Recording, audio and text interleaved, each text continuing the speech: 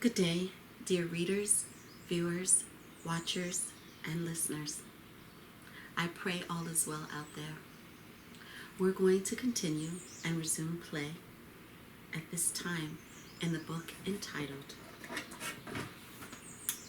The Sacraments of Eternity. Let us continue. Let us resume play. Let us begin.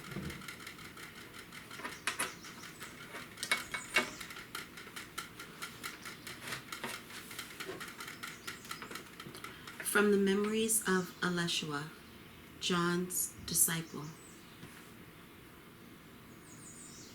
I always admired his patience, though sometimes John was prone to aggression when he saw an injustice towards innocent people. He couldn't stay angry like that for long, and he was his peaceful self again very soon. Here in Hebron, we, or I should better say he, decided to visit a temple of God where his father used to preach. We all entered that temple together. John was a Nazarene and had a long beard and very long hair.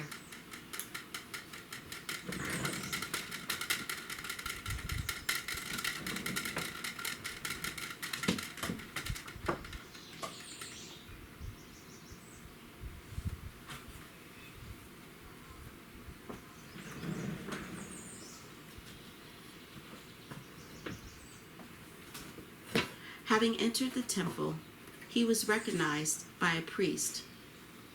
That priest ran to John, slapped him, and yelled, "You are a demon from hell. How dare you enter this temple?" He slapped him again and yelled, "Leave this place, demon. You and the likes of you belong with Satan. You have befouled us and this holy place with your presence. Get out.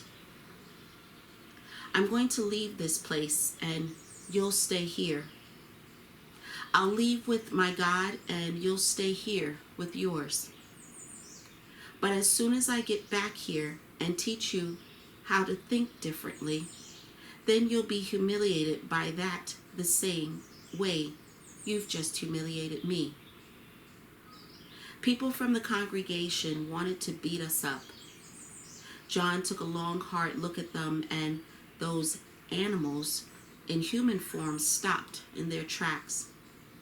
We exited the temple and it suddenly started raining. I looked at my teacher and I couldn't understand whether he was crying or those were raindrops running down his cheeks. Though I think he was crying. Only God knew what he was thinking about. Having entered Isaac's small house, he retired to his room and thought long and hard about something. Then he addressed all of us. "My brothers, you all saw that cradle of evil, and Satan himself gathered his demons over there. So we have a long and hard way ahead of us. We're going to encounter a lot of places of evil like that one, and their inhabitants are going to sting us with their poisonous stings like scorpions." Elishua, St. John the Baptist's disciple. He was beheaded in Antioch in the year 57 AD, like they beheaded his teacher.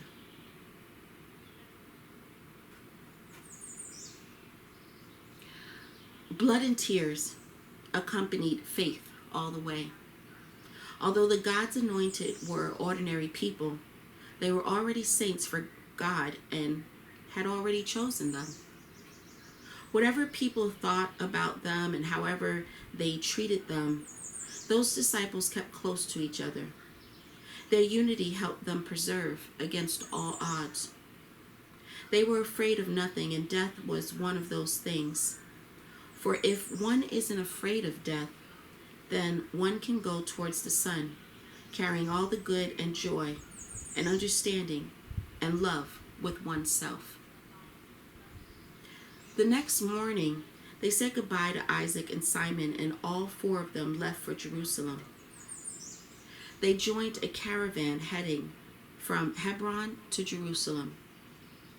John started preaching among the caravan crew. He was talking to them in a very calm manner.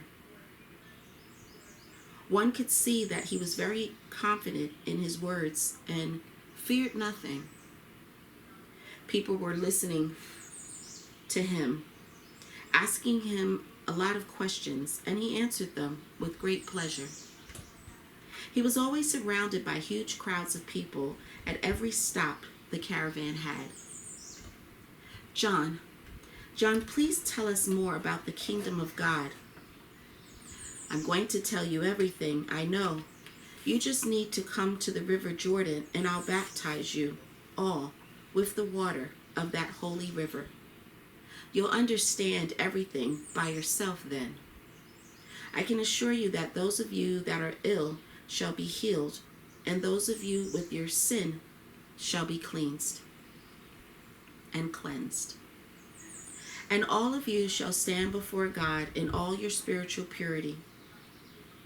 John, many of us knew Bishop Zachariah. Was he your father? Yes, my brothers. Zachariah was my father.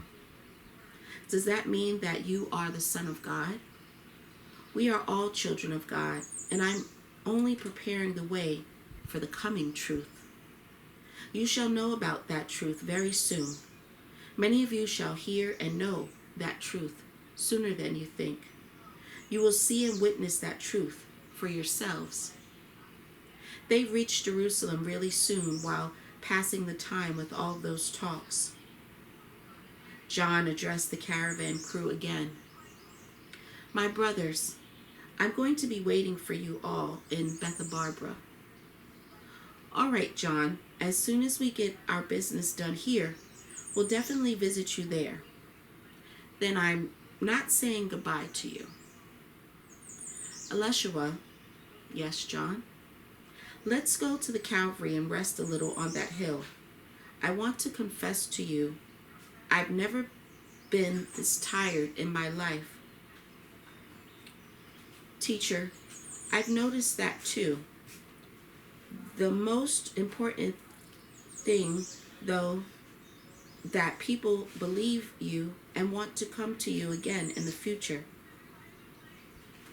Elishua, this is the way it should be.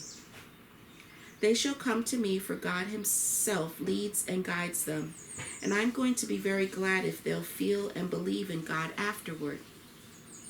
Once they start believing, they'll never leave God, and they'll live with faith in him till their final hours.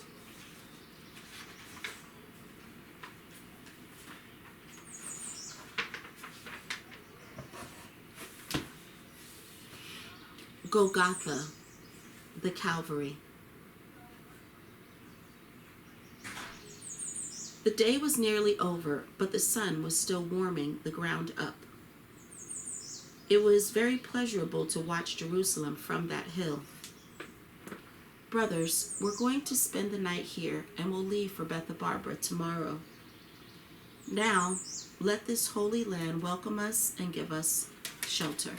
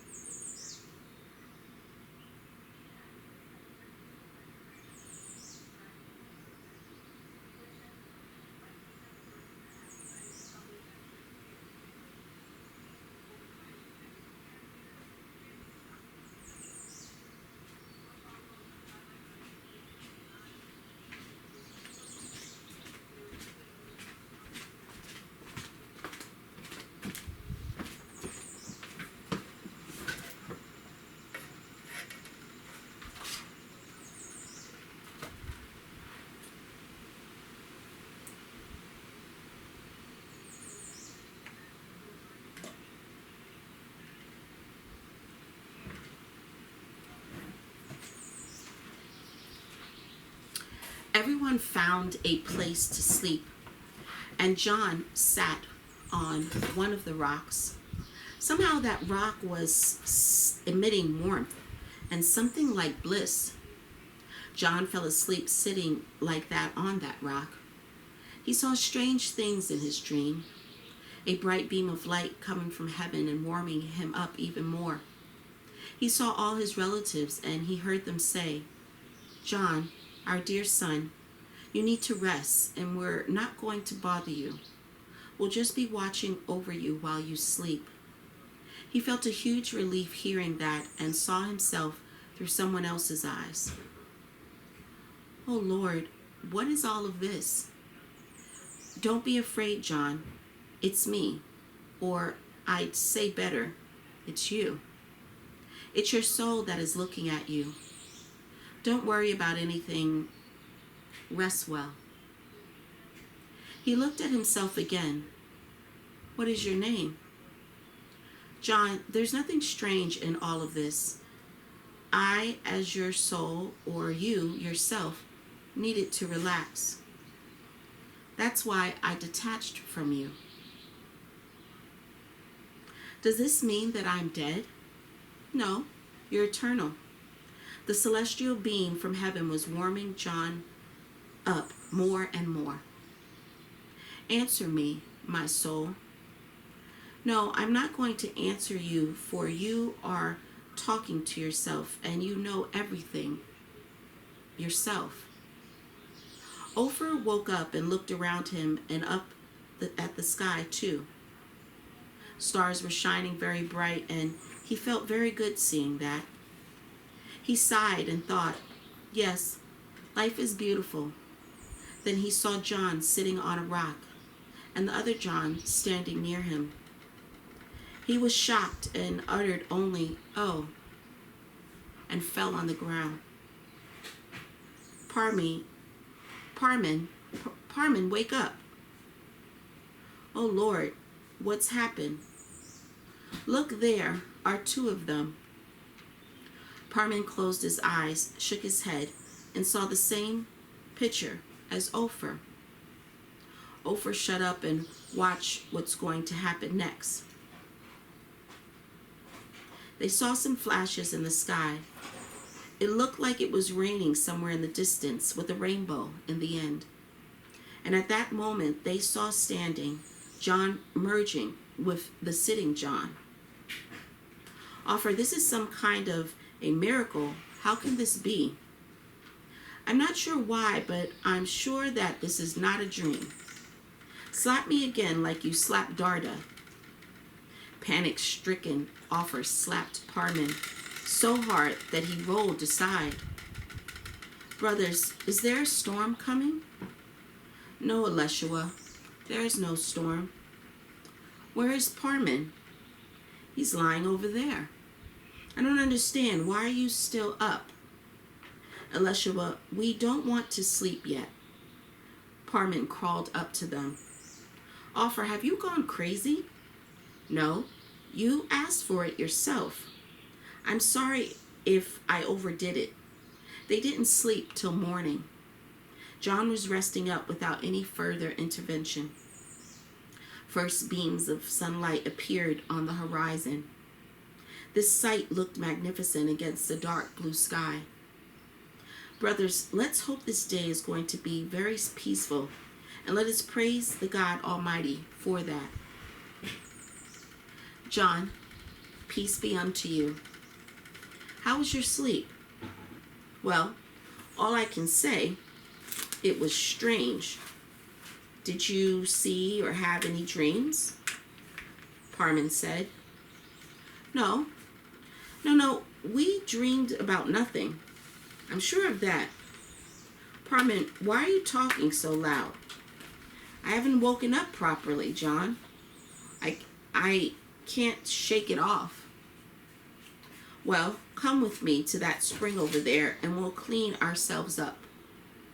Then we're going to eat and leave for Bethabara, for there are people waiting for us there." Spring water felt very cool, and it took away any heaviness left in Everyone felt very refreshed. Parman, why has your cheek turned blue? I was sleeping on it for too long. John smiled. Well, it happens, I guess. Well, it will be all right eventually. And now, let us have some breakfast. Everyone ate in silence because it was forbidden to talk or open one's mouth according to the Nazarene traditions. But Offer couldn't stop himself. I'm sorry, John, but I can't handle it anymore. What's happened, Offer?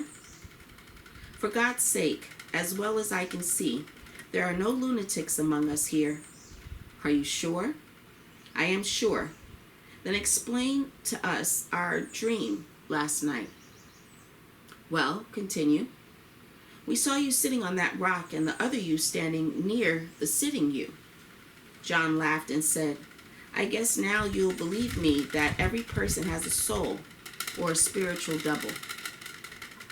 That is an invisible construct of God. But you saw my soul last night, so I urge you to guard yours. John, your soul had different clothes, though. It looked like sparks from a fire were flying away from it. Those weren't sparks, but God's power coming from my soul. Did you see it? John thought for a second and said, Yes, I did. But it was like a dream for me, and it looked real for you. Tell me this. Have you ever seen any unusual dreams? Dreams about things you have never seen? I have had those. I usually dream about huge boats floating the seas. Those boats shine just like stars in the sky. I also dream about high buildings, though those are not made of clay or stone. Those buildings are built of something different. Precisely. You've never seen anything like that, but in your dreams, your soul is showing you the future. Everything you see there shall be real someday. We have to leave now. We're going to continue our conversation along the way. Aleshua, pack your things and let the Almighty help us in our endeavors. Rome. Alexander and Constantine arrived safely into the city. They were both tired and soon decided to visit Tiberius.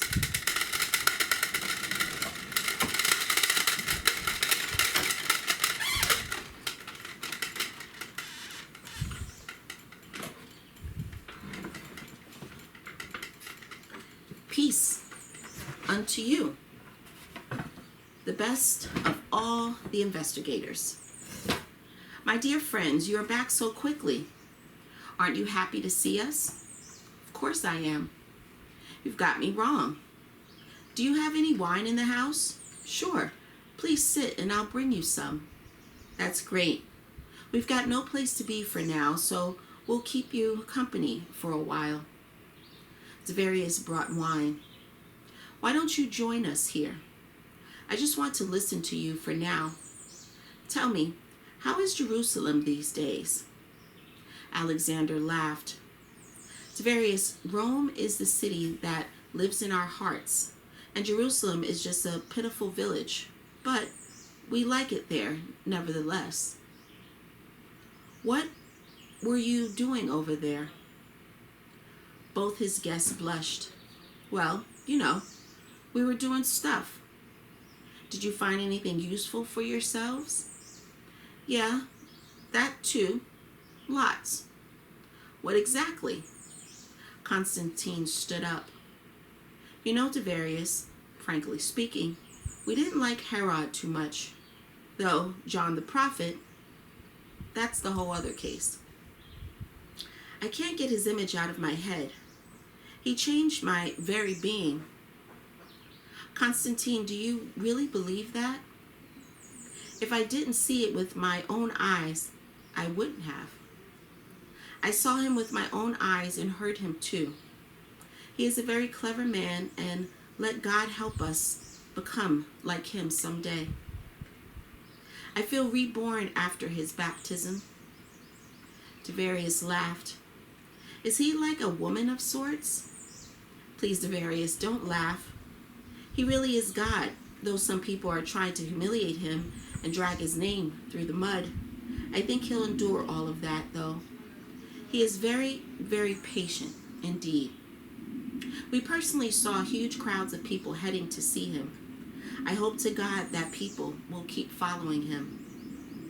Constantine, please don't offend or be offended with my words. It's just who I am. I'm telling you again that you would have changed in a second if you saw him.